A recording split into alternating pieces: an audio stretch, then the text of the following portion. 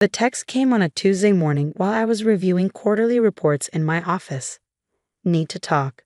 It's about the company, please. From Nathan, my brother, the man who'd stolen 15 years of my life.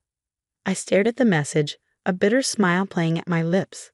The great Nathan Pierce, golden boy of Pierce Industries, was asking for my help. The irony wasn't lost on me. My name is Michael Pierce, and 15 years ago, I was the CFO of Pierce Industries, our family's manufacturing company.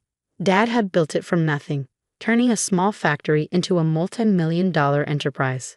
Nathan and I were supposed to inherit it together. At least that was what Dad had planned before he died.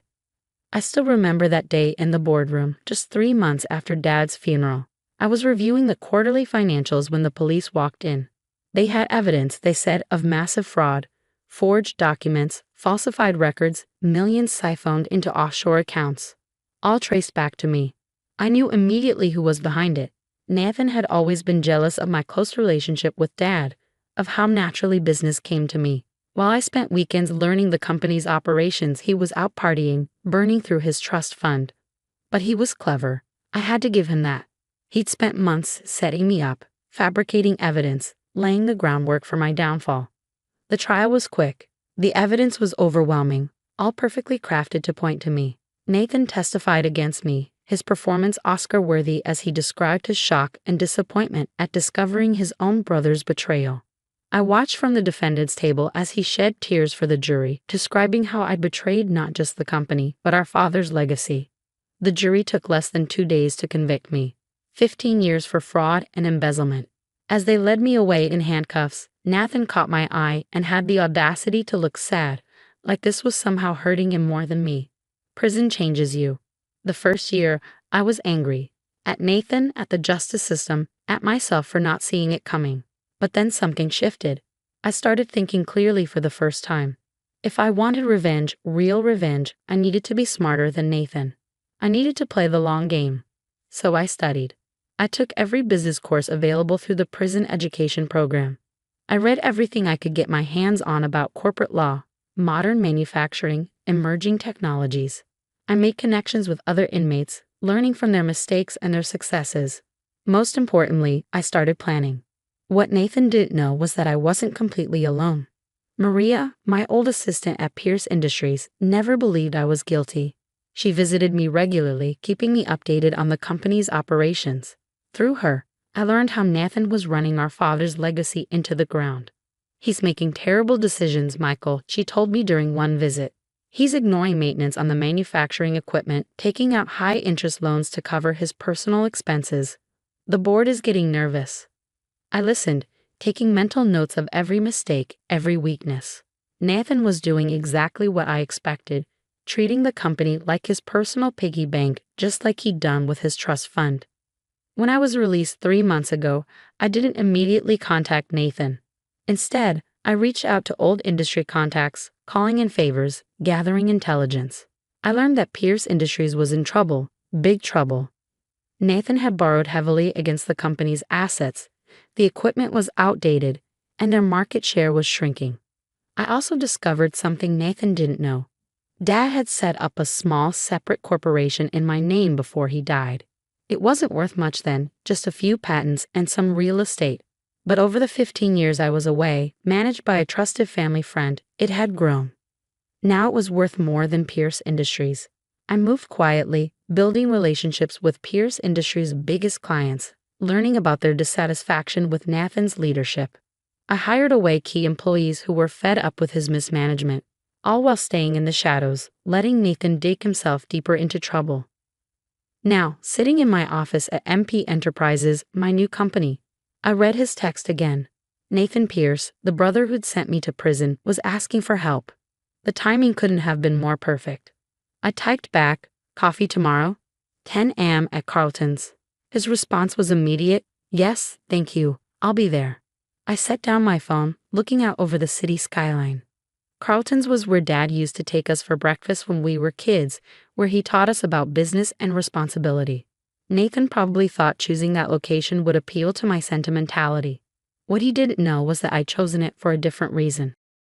Carlton's was where Dad had first told us about his succession plan. Both of us running the company together, building on his legacy. It seemed fitting that it would also be where I started dismantling everything Nathan had stolen. Maria knocked on my office door, interrupting my thoughts.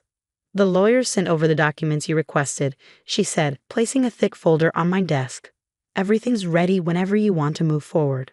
I nodded, thinking about the meeting tomorrow. Nathan texted. He wants to talk about the company.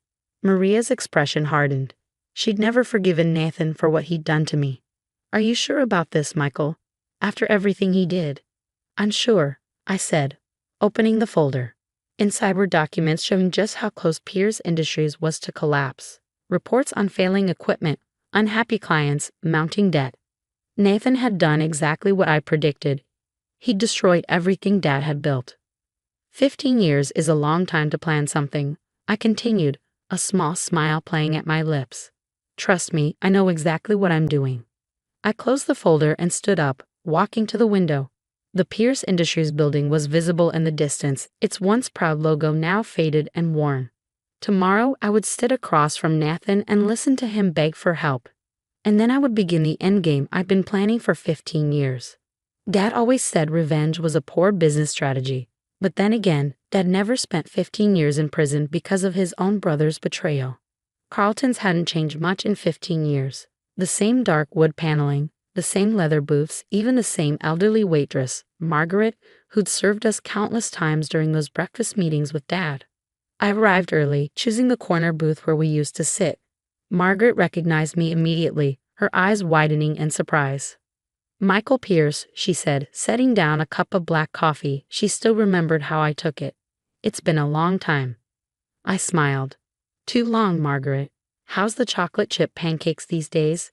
"Still your father's recipe," she replied, her eyes softening. "Nathan comes in sometimes, but it's not the same." No, I thought it wouldn't be. Nathan never understood the value of tradition, of relationships built over decades of Saturday morning breakfasts and business lessons. At exactly 10 a.m., Nathan walked in. He looked older than I remembered, his designer suit hanging slightly loose on his frame, dark circles under his eyes. Success, it seemed, hadn't been kind to him. "Michael," he said, sliding into the booth. His voice wavered slightly. "Thank you for meeting me." I took a sip of coffee, studying him over the rim of my cup. "You said it was about the company." He ran a hand through his graying hair, the gesture reminding me so much of Dad it almost hurt.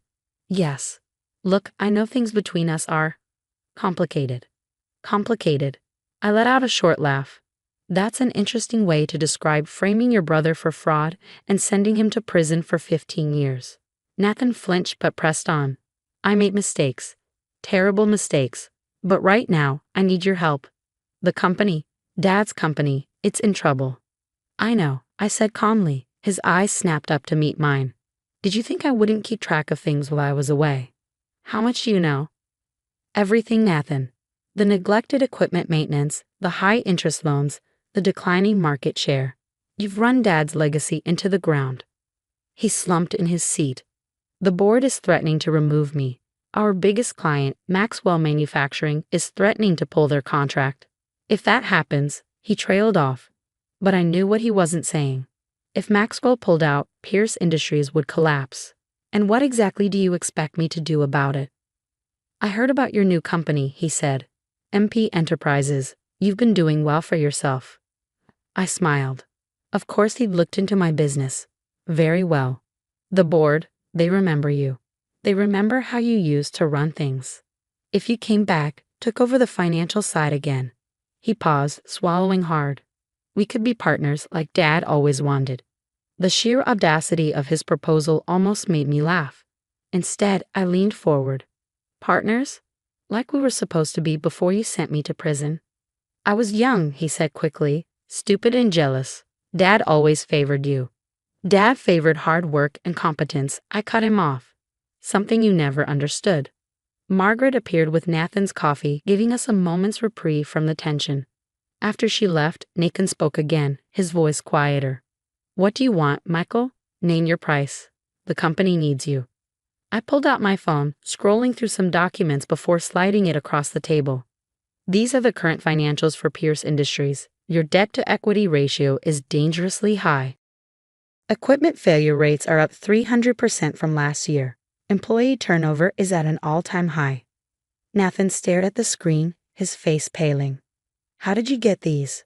I have my sources, I said, taking my phone back. The question isn't what I want, Nathan. The question is, what are you willing to give up to save Dad's company? Anything, he said immediately, whatever it takes. I nodded slowly, as if considering his words. All right, here's what's going to happen. I'll help you save Pierce Industries. Relief flooded his face. Thank you, Michael. You won't regret. I'm not finished, I interrupted. I'll help on 2 conditions. First, you step down as CEO, effective immediately. Second, you transfer your controlling shares to me. The color drained from his face. You want me to give you control of the company? Think of it as restitution, I said, my voice hardening. For the 15 years you stole from me. The board would never approve. The board will approve anything that saves them from bankruptcy, I countered. Which is exactly what they're facing if Maxwell Manufacturing pulls their contract. Nathan's hands were shaking slightly as he reached for his coffee. And if I refuse? I stood up, dropping some bills on the table for the coffee. Then Pierce Industries goes under, and Dad's legacy dies with it. Your choice, brother. As I walked toward the door, Nathan called out, Wait, I need time to think about it. I turned back, giving him a cold smile. You have until tomorrow morning.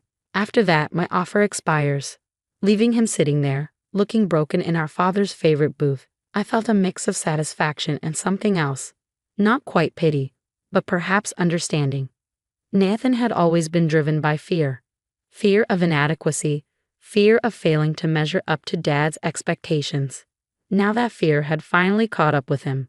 Back at my office, Maria was waiting with an update. Maxwell Manufacturing called. They're ready to move forward whenever you give the word. I nodded, settling behind my desk. What Nathan didn't know was that I'd already met with Maxwell's CEO weeks ago. They weren't just threatening to pull their contract, they were planning to sign with MP Enterprises instead. All I needed was Nathan's answer to set everything in motion. Do you think he'll accept your terms? Maria asked.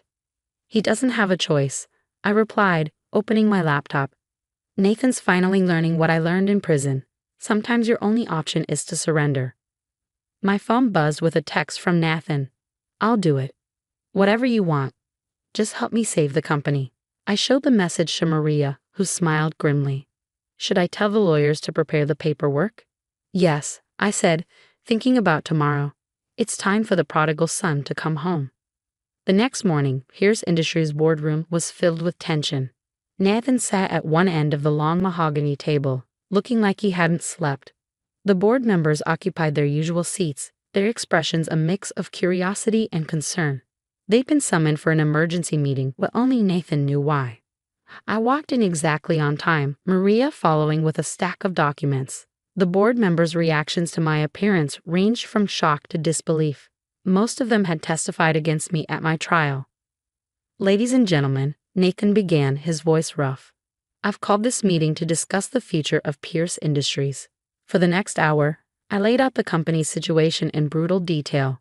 The equipment failures, the mounting debt, the imminent loss of Maxwell Manufacturing. The board members' faces grew increasingly grim as they realized just how close to collapse their company was. This is unacceptable, Charles Bennett, the longest-serving board member, growled. Why weren't we informed of the severity of these issues? Nathan opened his mouth to respond, but I cut in. Because Nathan hoped he could fix things before they got this far. But now we're here, and you have a choice to make. I nodded to Maria, who distributed folders to each board member. Inside, you'll find my proposal for saving Pierce Industries. The key points are simple. I take over as CEO with full control of operations. Nathan transfers his controlling shares to me, stepping down to an advisory role. The room erupted in murmurs. Charles Bennett spoke up again. And why should we trust you, Michael? After what happened? After I was framed. I interrupted, my voice sharp. Several board members flinched. Let's be clear about something. 15 years ago, you all sat in this room and believed lies about me. Now you're sitting here watching the company my father built crumble under my brother's leadership. I opened my laptop, projecting figures onto the screen. These are MP Enterprises' current financials. My company's profit margins are triple what Pierce Industries were in its best years. Our employee satisfaction rates are among the highest in the industry, and I pause for effect. We've just secured a contract with Maxwell Manufacturing, unless, of course, Pierce Industries accepts my proposal. The implications hit them like a thunderbolt. Without Maxwell's contract, Pierce Industries would fail within months. They knew it, I knew it, and most importantly, Nathan knew it. The choice is yours, I continued. But understand this, either Pierce Industries moves forward under my leadership, or it doesn't move forward at all. The vote was unanimous. 2 hours later, I sat in what had once been my father's office, and would be again. Nathan stood by the window, staring out at the city skyline. You planned this, he said quietly. All of it. Maxwell Manufacturing, the timing, how long? 15 years, I replied, not bothering to deny it. I had a lot of time to think in prison. He turned to face me, and for a moment I saw a glimpse of the brother I'd once known. I'm sorry, Michael. I know it doesn't mean anything now, but I am. You're right, I said, standing up. It doesn't mean anything now. Clear out your office by the end of the day. Maria will help you with the paperwork for the share transfer. As he reached the door, he paused. What happens now? Now? I smiled, running my hand along the smooth wood of our father's desk. Now I do what I should have been doing for the past 15 years, running this company the way Dad taught us to. After Nathan left, Maria came in with more documents requiring my signature. The lawyers confirm everything's in order. The share transfer will be complete by end of business today. I nodded, looking around the office. Dad's old photos were still on the walls, including one of Nathan and me at our college graduations, standing on either side of him, all of us smiling. Should I take those down? Maria asked, following my gaze. No, I said after a moment. Leave them. They're a good reminder. Of what? That success isn't just about making money or having power. It's about doing things right. Dad taught us that, even if Nathan never learned it. Over the next few months, I implemented the changes I'd planned during my years in prison. The old equipment was replaced, employee benefits were improved, and morale began to rise. The Maxwell Manufacturing contract, now secured with Pierce Industries, brought in steady revenue that allowed for further improvements. Nathan kept his word, staying away from the company except for required board meetings. I heard through the grapevine that he'd started drinking heavily, but I couldn't bring myself to care. 15 years in prison had taught me that everyone's choices have consequences. 1 year to the day after taking control of Pierce Industries, I sat in Dad's old office, reviewing the latest quarterly reports. The company was thriving, its stock price higher than ever. The board members who'd once doubted me now sang my praises. Maria knocked on the door, carrying a familiar-looking envelope. This came for you. It was an invitation to the annual Industry Leadership Awards. Pierce Industries was being honored for its remarkable turnaround and innovative business practices. Will you accept in person? She asked. I thought about it for a moment. Nathan would be there. These events were still part of his social circle. He would have to watch as I accepted an award for saving the company he'd nearly destroyed. Yes, I said finally. I think Dad would have wanted me to. The night of the award ceremony, I stood at the podium, looking out over the crowd. Nathan sat at a back table, alone, nursing a drink. Our eyes met briefly as I began my speech. 15 years ago, I learned a valuable lesson about business and life. I said into the microphone. Success isn't about taking what you want. It's about earning what you deserve. I saw Nathan flinch, but I continued. My father built Pierce Industries on 3 principles: integrity, innovation, and perseverance. Today, we honor those principles by continuing his legacy. As applause filled the room, I felt a sense of completion. This wasn't just revenge, it was justice. I had reclaimed not just the company, but my father's legacy. And I'd done it the right way, the way he taught us. That night, as I placed the award on my desk next to Dad's old photos, I thought about something he used to say. Success is sweetest when it's earned honestly. I'd earned this, every bit of it. And somewhere, I hoped Dad was proud.